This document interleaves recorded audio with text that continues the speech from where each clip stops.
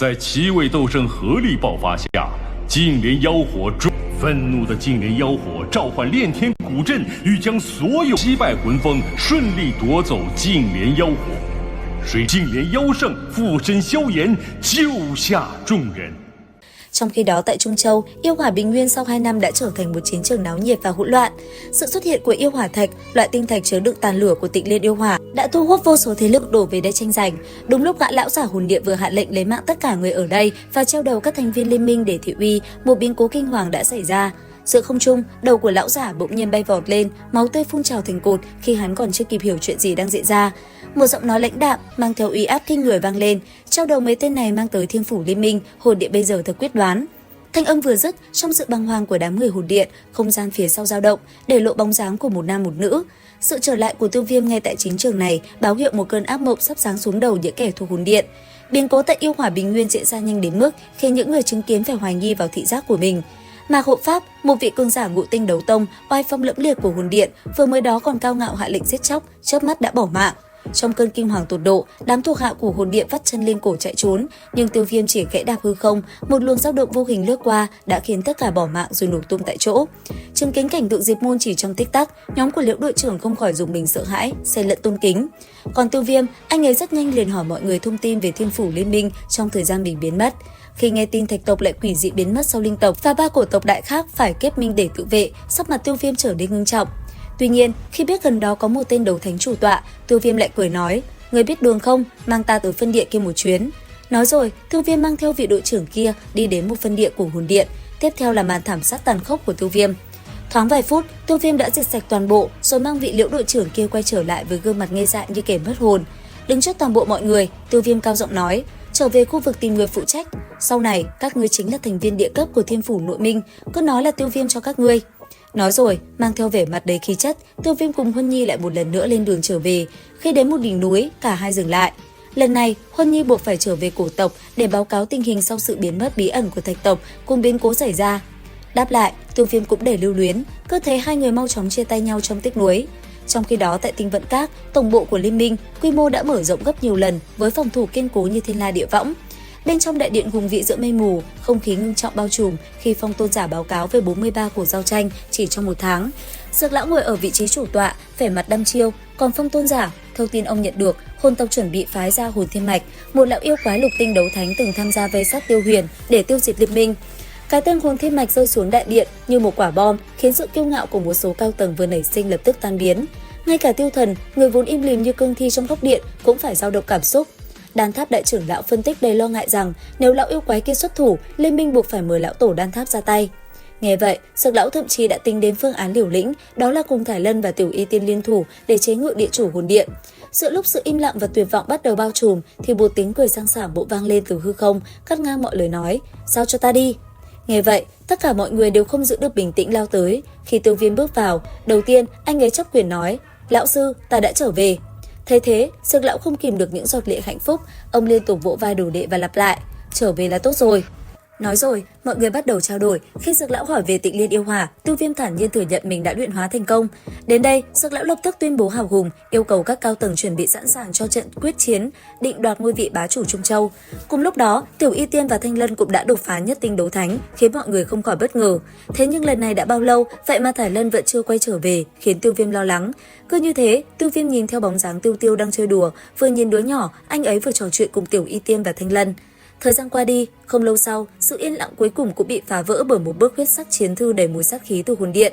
Giữa thạch đình lộng gió, Tiêu Viêm cùng Dược lão và Tiêu Thần vây quanh bàn đá, nhìn chăm chăm vào tấm thiệp đỏ rực mang theo sát khí nồng đậm. Hồn điện đã chọn Tiêu Viêm là mục tiêu trực tiếp, bởi chúng hiểu rằng chỉ cần đánh gục biểu tượng này, toàn bộ sĩ khí của Thiên Phủ Liên minh sẽ sụp đổ.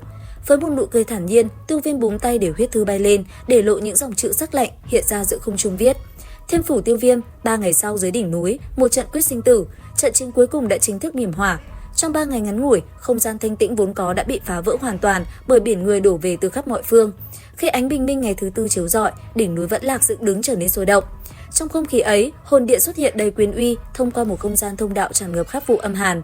Với đội hình 7 vị đấu thánh, dẫn đầu là điện chủ hồn điện và hồn ma lão nhân, sự hiện diện của họ khiến nhiệt độ cả vùng sụt giảm, mang đến một áp lực băng giá, khiến những thái thượng trưởng lão của các đại tông phái cũng phải run rẩy vì nhận ra khoảng cách thực lực quá lớn. Tuy nhiên, Thiên Phủ Liên minh không hề tỏ ra kém cạnh khi phái ra đội hình 10 vị đấu thánh xuất hiện trong sự kinh ngạc tột độ của toàn trường.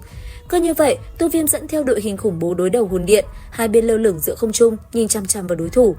Sự góp mặt của những cường giả như Hỏa Vân Lão Tổ, Thanh Hoa Nhị Tiên cùng sự gia tăng thực lực đáng kể trong 2 năm qua đã đưa vị thế của liên minh ngang hàng với các trung tộc viễn cổ. Khi hai phe đối mặt, cuộc khẩu chiến giữa Tiêu Viêm và địa chủ hồn điện đã đẩy bầu không khí lên đến đỉnh điểm. Địa chủ hồn điện không giấu nổi sự kinh ngạc trước việc Tiêu Viêm sống sót và đoạt lấy Tịnh Liên Yêu Hỏa, thậm chí còn ví von anh với thiên tài Tiêu Huyền năm xưa. Trận chiến này không chỉ là sự so kè về thực lực mà còn là ván bài sinh tử của cả hai thế lực. Trước lời thách thức đầy linh hồn trùng kích của địa chủ hồn điện rằng Thiên Phủ chỉ có một cơ hội duy nhất nếu không muốn vạn kiếp bất phục, Tiêu Viêm đã bước lên để vững chãi, hóa giải mọi áp lực như thủy triều và đối diện trực diện với kẻ thù. Hình ảnh người thanh niên từng bị coi như kiến cỏ này đã trưởng thành vượt bậc, đủ sức đứng trước vạn người để đàm đạo ngang hàng với bá chủ Trung Châu, chính là minh chứng hùng hồn nhất cho một chương mới sắp mở ra trên mảnh đất này. Trước lời khiêu khích và bức chiến thư của địa chủ hồn điện, Tiêu Viêm không chút do dự mà gật đầu chấp thuận. Quyết định này không chỉ là sự dũng cảm mà còn là sự bình thản của một tâm cảnh đã trải qua muôn vàn sóng gió. Nhìn lại hành trình từ một thiếu niên ở Gia Mã Đế Quốc với mục tiêu nhỏ bé là đánh bại Vân Lam Tông đến khi gánh vác mối thù diệt tộc không đội trời chung với hồn điện, Tiêu Viêm hiểu rằng chính áp lực ngàn cân từ kẻ thù đã nhào nặn nên một bản lĩnh kinh người như hôm nay. Hình thức quyết chiến được ấn định, 3 trận thắng 2, một bên phái ra 3 cường giả cao tầng nhất để quyết định vận mệnh.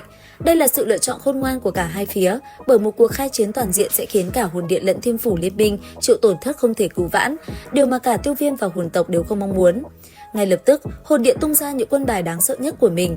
Đầu tiên là hồn ma lão nhân bước ra với một cú dậm chân làm rung chuyển cả ngọn núi, nhưng ám kình của lão đã bị tiêu thần, vị lão tổ vác huyết phủ của tiêu tộc hóa giải một cách dễ dàng. Bầu không khí càng thêm căng thẳng khi kẻ thứ hai của hồn điện xuất hiện, Hồn Thiên Mạch. Lão già gây trơ xương này tựa như quỷ mị xuất hiện không một tiếng động, khiến cả Tiêu Viêm và Dực lão đều chấn động trước thực lực khủng khiếp, ước chừng đã đạt tới lục tinh đấu thánh. Tiêu Thần nhận ra đây chính là kẻ năm xưa từng hèn nhát cầu xin Tiêu Huyền tha mạng, nhưng thời thế đổi thay, sau cú va chạm tuế lửa dụ huyết phủ và nắm đấm của Hồn Thiên Mạch, Tiêu Thần đã phải lùi bước. Sự thật cay đắng là sau ngàn năm bị vây khốn trong ảo cảnh yêu hỏa, thực lực của Tiêu Thần đã bị đối phương vượt mặt. Hồn Thiên Mạch đầy đắc thắng khi mỉa mai sự lụi bại của Tiêu tộc, đồng thời nhìn Tiêu Viêm bằng ánh mắt thèm khát vì nhận ra mùi vị truyền thừa của Tiêu Huyền trên người anh. Trận doanh của hồn điện đã hoàn thiện với 3 cái tên: Hồn Thiên Mạch, Hồn Ma Lão Nhân và cuối cùng chính là địa chủ hồn điện. Đối mặt với đội hình gần như áp đảo này, Tiêu Viêm lâm vào tình thế cân não. Anh có thể đối đầu với điện chủ hồn điện, Tiêu Thần có thể cầm chân Hồn Ma Lão Nhân, nhưng ai sẽ là người đủ sức mạnh ngăn cản lão quái vật lục tinh đấu thánh Hồn Thiên Mạch? Đúng lúc ấy, một bóng người nhỏ bé mang dáng dấp trẻ con lặng lẽ hiện ra bên cạnh Tiêu Viêm. Đó chính là Đan Tháp Lão Tổ. Vị cứu tinh xuất hiện đúng lúc với lời đề nghị đầy tin cậy: "Lão bất tử kia giao cho ta đi." Cuộc cờ đã đủ quân, trận đại chiến chấn động Trung Châu chính thức bắt đầu. Sự xuất hiện của Lão Tổ Đan Tháp không chỉ giải tỏa áp lực cho Thiên Phủ Liên minh mà còn tạo nên một cơn địa chấn trong lòng các cường giả đang quan sát.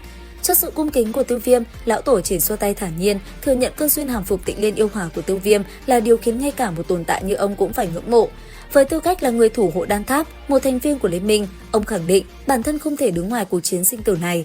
Tuy nhiên, bản thể là một viên cửu phẩm huyền đan vô giá của ông cũng vô tình khơi dậy những tia nhìn tham lam, đen tối từ một số lão quái vật trong đám đông. Dù thực lực thông thiên của ông là rào cản, khiến không ai dám khinh suất hành động. Trận chiến đỉnh cao đầu tiên chính thức nổ ra giữa Lão Tổ Đan Tháp và Hồn Thiên Mạch. Sau màn khẩu chiến vạch chân bản chất của nhau, Lão Tổ Đan Tháp vẫy tay tạo ra một vùng không gian hỗn độn tách biệt để làm đấu trường, nhằm tránh tàn phá thiên địa xung quanh. Hai vị cường giả lục tinh đấu thánh vừa bước vào đã lập tức động thủ, tạo nên những dao động năng lượng khủng bố xuyên qua vách ngăn không gian, khiến người xem cảm thấy tức ngực khó thở dù chỉ nhìn từ xa. Từng chiêu thức giơ tay nhấc chân của họ đều mang sức mạnh thiên băng địa liệt, minh chứng cho đẳng cấp cao nhất trên đại lục này. Có thể nói, cuộc chiến kinh điển giữa hai vị cường giả này phải khiến trời long đất lở, xung động ầm ầm không ngừng bạo phát. Thế nhưng liệu rằng ai sẽ thắng? Theo dõi tiếp tập 197 trên kênh YouTube Review 5 phút các bạn nhé. Video đến đây là hết. Xin chào và hẹn gặp lại.